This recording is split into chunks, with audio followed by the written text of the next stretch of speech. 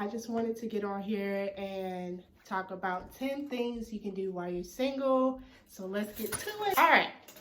So the first thing that's on my list to do while you're single is you need one of these. You need a journal. What I like to write in my journal, like all my journals start off as Dear God, or if I need to write a note to myself. This was only $3.99 at Ross, so it's not hard to find. They're like $1 at the dollar store.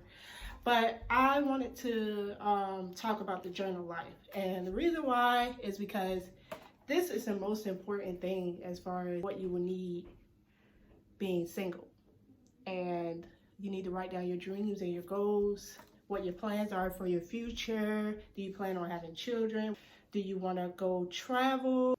In 5 years, do you see yourself being a nurse, a doctor? What do you want to do? What has put a pause on your life to make you feel stagnant? Because that's how I feel sometimes in my life. I feel like there have been major setbacks. I feel like there have been some obstacles that I had to jump over, and I'm still jumping over, that's kind of like sucking the time away from my life. That's how I feel.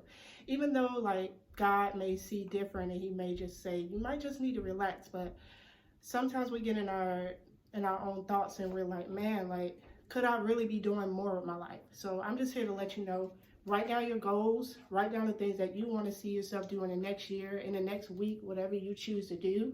Write at least 10 of them, write them down. And then when you write them down, start manifesting them, start having them come to pass. It's okay. You need to get busy. You need to start writing. That's the first thing you do while you're single. Get your journal, write down your goals and your plans for your future. Even today, people always ask, what do you want to be? When you were a kid, what did someone ask you when you were in school? What do you want to be when you grow up? No. What do you want to be now? What do you want to be now? And that's something you need to write in your journal as well. My second thing that's on my list is your self-esteem check. That's number 2. So, a lot of times we don't feel good about ourselves. I'm just going to get straight to the point. You could tell by how someone carry themselves. You could tell by how their personal hygiene, how they take care of themselves, that they don't love themselves.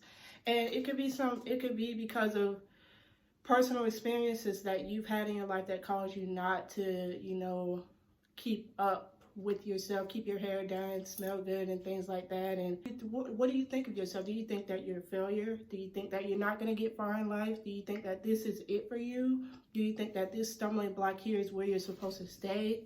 Like, you have to do a self-esteem check. You have to check your heart. You have to check your mind. Like, even before you get into a relationship, like, this is why I made this video about being single, because it's important to love yourself first. You can't get into a relationship expecting somebody to pour love into you that you were supposed to have for yourself. So you're asking them to do double the work. It's supposed to be half and half. So until your capacity reach 100% of your self-esteem level and your love for yourself and how you care and think about yourself, that your partner can only do so much. So you don't want to put that extra stress on them to make them feel like they have to do everything in the relationship to make you feel good about yourself. Number 3, make friends. Let me tell you why this is important.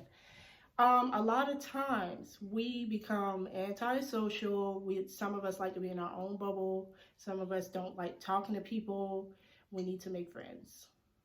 Literally, it's important to you. It's not good to be alone. Even the Bible says that it's not good for man to be alone. Make some friends, go out and have fun, travel, do something that will make your heart glad. And for me, I like to go out. I like to be around people that think like me. I like to be around people that love like me. I like the like-minded people who are goal-oriented, somebody who will push me and make me do greater things in life because of what they're accomplishing. You want to get around people who are already accomplished or are striving for that goal. If you get around somebody that's like you, or that's like you, trust me, you'll thrive even more or better than you, or that's on a higher level than you, that's already educated. Like, you want to get around people who are doing something, who are pushing the envelope. Let's go. Number 4, get organized.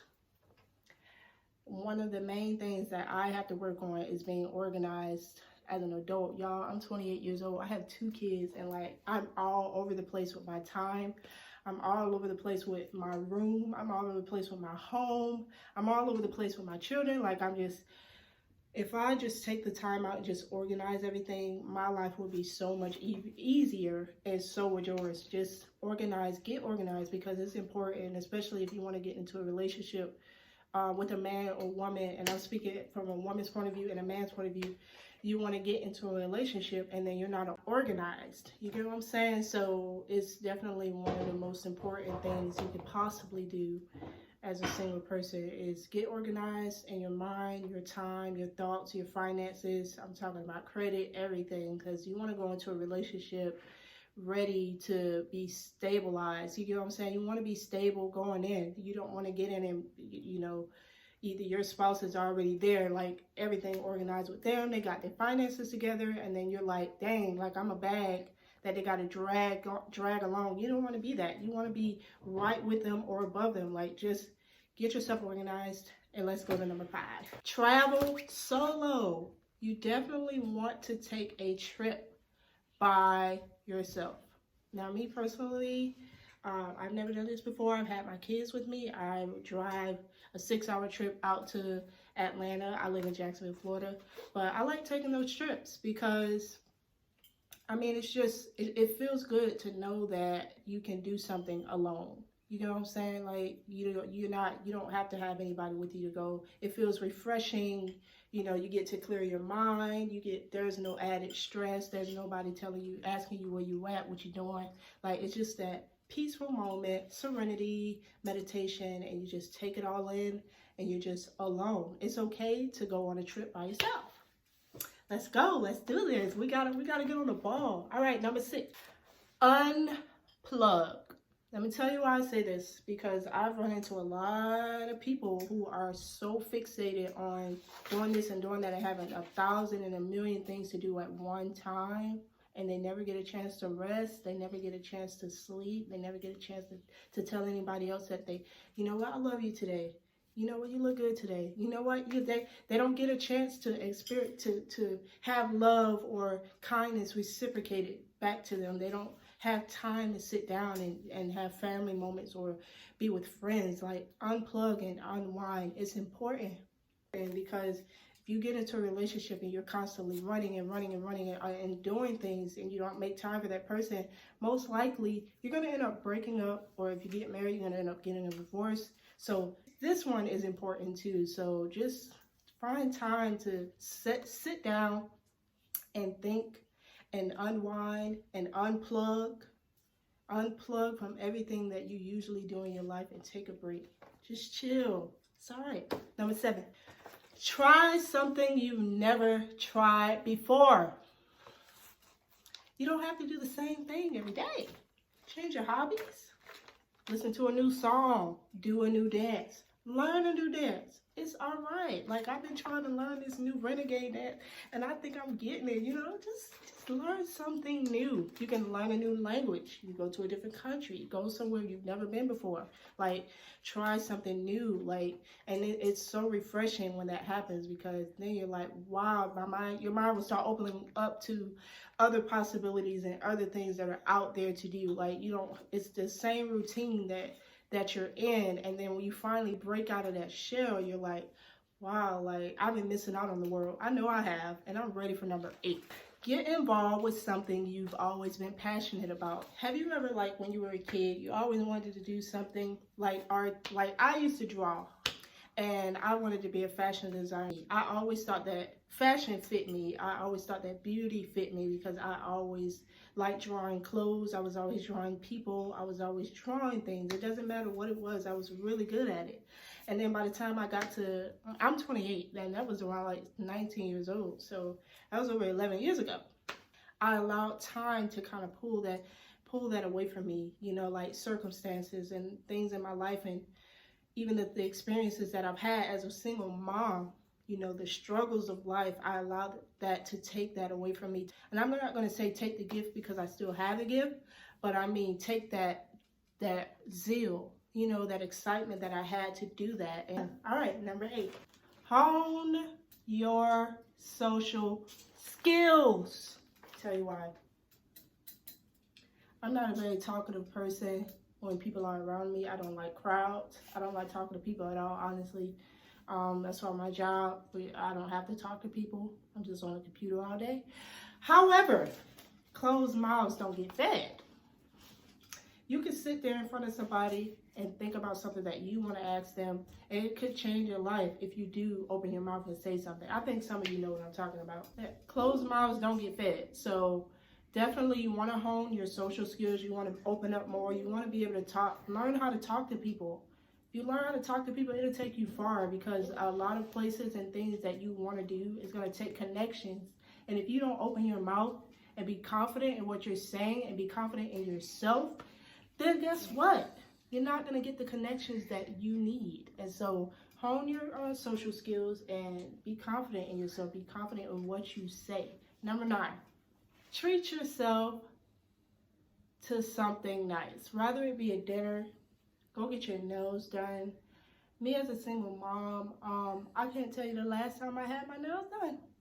I might try and sit and do it myself, but I mean, like, actually go out and get your nails done. Guys, like, go out and take yourself out to eat. Like, we be so stressed over life and things that we have to get done in our life, and it's like, treat yourself. Treat yourself beautiful. Treat yourself nice. Don't talk down on yourself. Treat yourself wonderfully. Treat yourself the same way that you would treat something you love. Whether if it's food, because I love food, y'all. I love food. Whether if it's your video game, your passion. Men, y'all are passionate about these video games. Like, treat yourself to something nice. Take yourself on a nice dinner.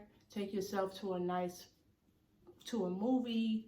Make yourself feel good about yourself. Number 10, I feel like this is the most important to me. This one right here, I think I kind of mastered this, honestly. Don't be scared to walk alone and like it. I know I just said that, you know, in the video, that it's not good for man to be alone, but it's okay to be alone for a short period of time. Because for one, you need to work on your relationship with God before you can try and get into a relationship. It'll be a disaster without him. It'll be a disaster. Don't be afraid to walk alone and like it.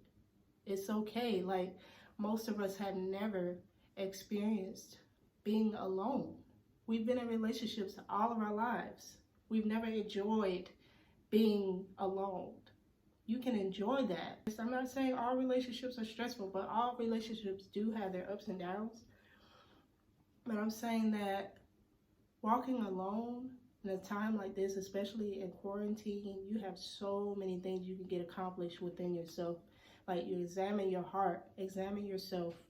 Do this first, because if you don't work on this, it's going to be poisonous in somebody else's life, and that's not something that you want. You don't want to come into somebody's life being a burden, you know, causing them heartache, and they're like, man, what did I get myself into? That's a terrible feeling, you know? So walk alone. Be single for a minute. Like, take your time. Don't rush it.